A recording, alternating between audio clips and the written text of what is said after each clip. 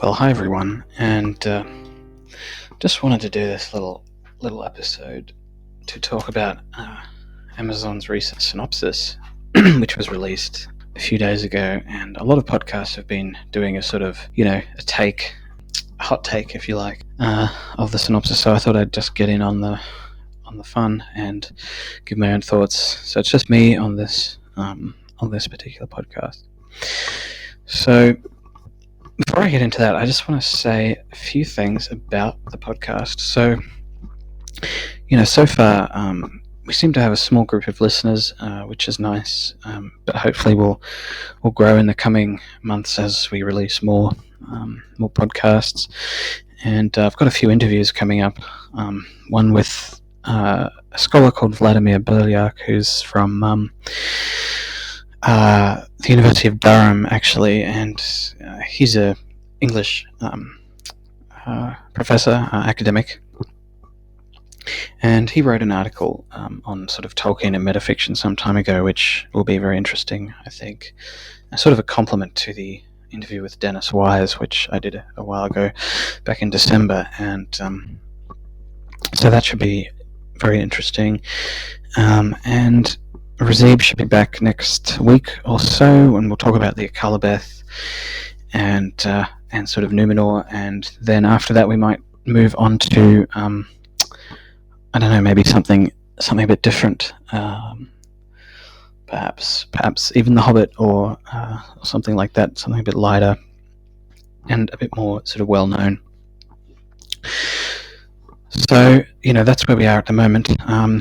So if you are listening, then give us a subscribe wherever you listen to podcasts. We should be more or less everywhere. I've also uploaded some of my all of the podcasts onto YouTube.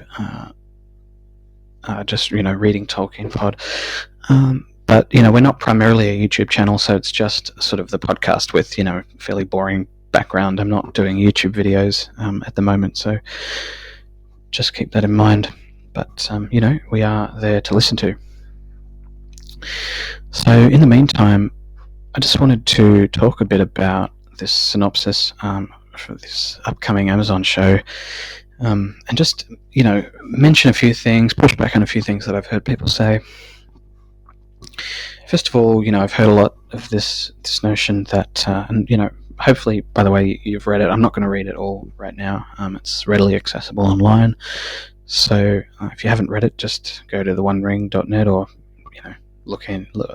Google Lord of the Rings. It's pretty much all over the internet, on sort of pop culture sites.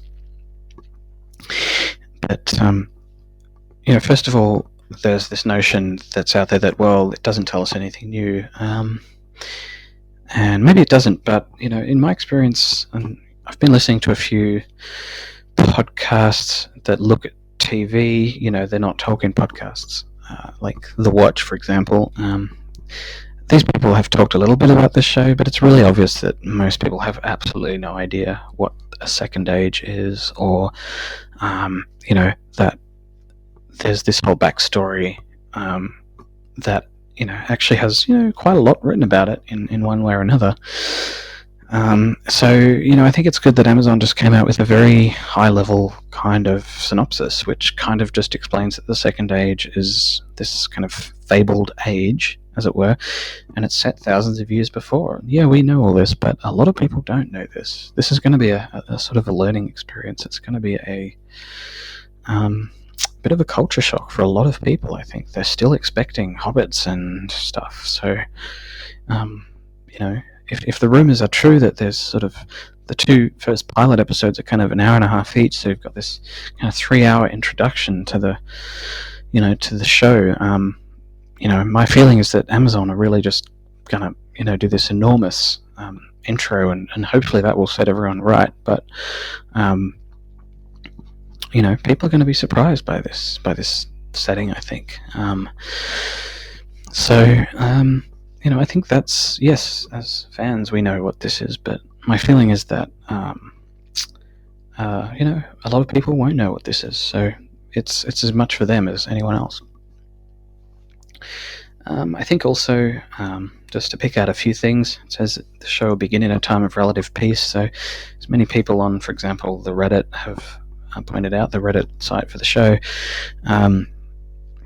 this sort of conforms with expectations that the show, probably will begin about somewhere around the year 1200 or so of the Second Age, maybe a bit before, a bit later perhaps. If they're still going with the chronology, as established in Tolkien's work, which I hope they do. I hope they don't telescope the timeline too much. I think it's actually important to the thematic core of the story that kind of hundreds of years go past, because part of the story of the Second Age is kind of loss and defeat and death, and the nature of human beings as opposed to elves, who of course live forever. So I think it's important to feel that. And of course, you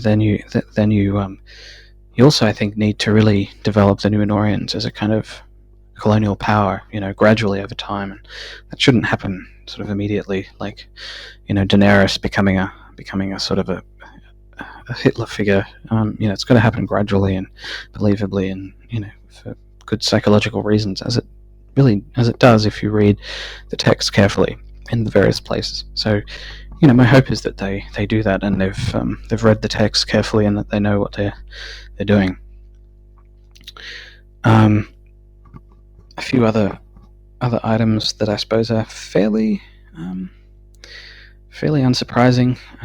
We look at the Misty Mountains, go to Lindon, mentions Numenor, the furthest reaches of the map, which people have talked about. I don't know exactly what that means, but no doubt we will see stories developed in sort of areas of Middle-earth that we haven't really visited, and that should be interesting. I don't think there's anything wrong or unsurprising about that.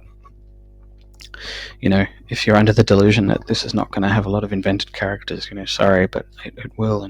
But I think it will still be, really anchored by characters that we know. So I don't think that this will be, whole scale invention or anything like that. I think, hoping fans will be pleasantly surprised by the care that they take. That's what I hope, at any rate.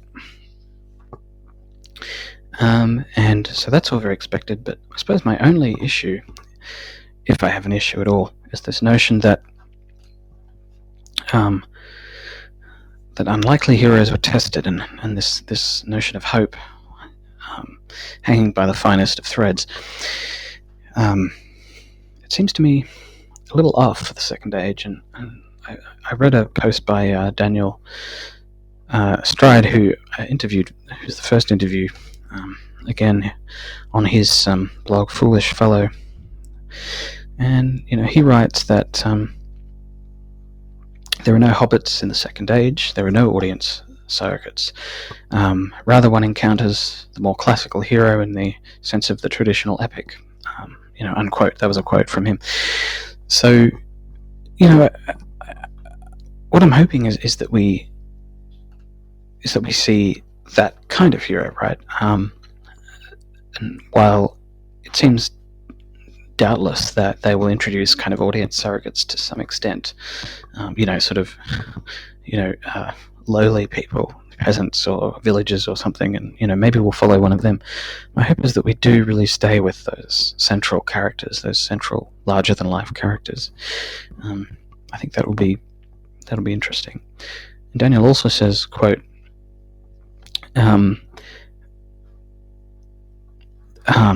the Second Age is characterized by an ongoing theme of fall, both literal and figurative. The two major plot strands of this time period, the Rings of Power and Numenor, are both studies in failure.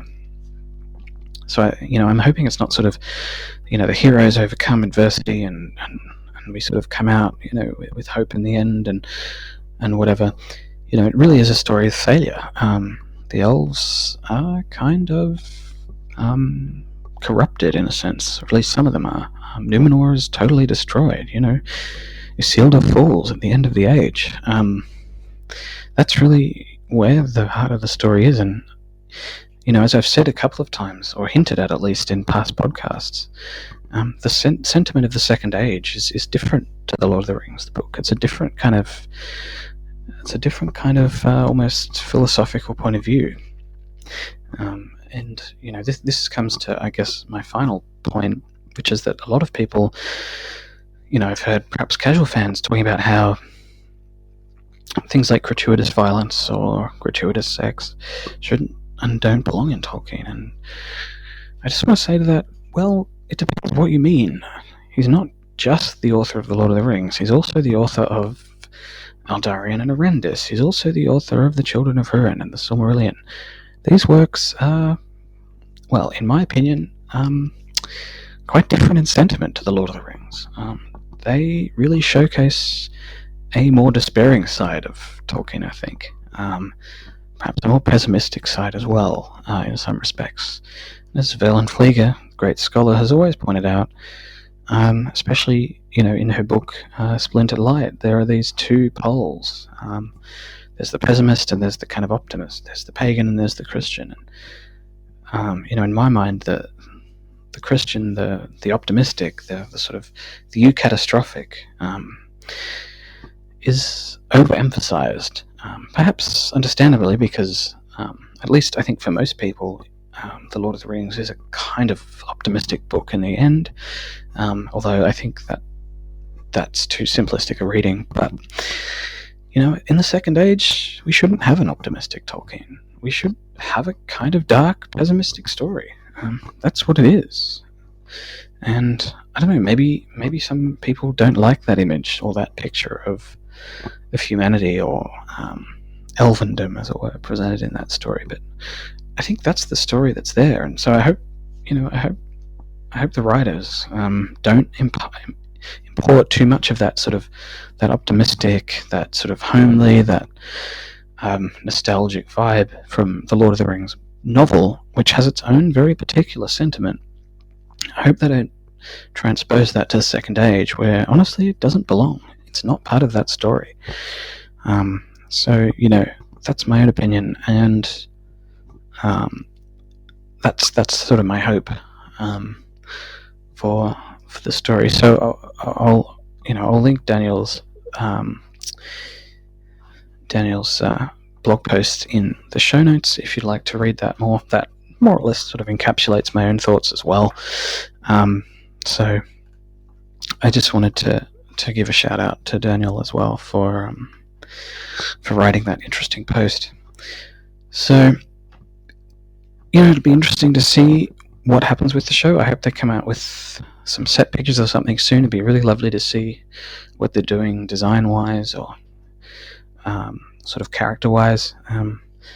My own hope is that they stray away from Peter Jackson, but I know that that's not necessarily going to happen. But my own feeling is that even if at the start of this show they sort of adhere close to some of that design aesthetic, the longer the show goes on, the more it will diverge, I reckon. I think the creative team for a show like this really needs to have freedom to do what they want to do, I think, and adhering too closely to the design aesthetic of the films is just going to be so constricting. I think anyway. I feel like that'd be frustrating for me. So I hope they have a bit of freedom there. The elves don't have to have the sort of the I don't know, those curved blades. They don't have to have the sort of exactly the kind of armor they had in the Second Age prologue to the Fellowship of the Ring movie. I think it'd be a mistake to sort of have to design up to some point in the Jackson movies. Just so constricting. But even if they do that, I reckon I don't think that'll last. I think they'll gradually carve their own aesthetic out of for the show. So anyway, I'm going to sign out now, and as I say, I'll be back soon, hopefully with Razib, to talk about Akalabeth. So I just want to say a quick word about some of the readings for the main stream of the episode where I discuss text with Razib.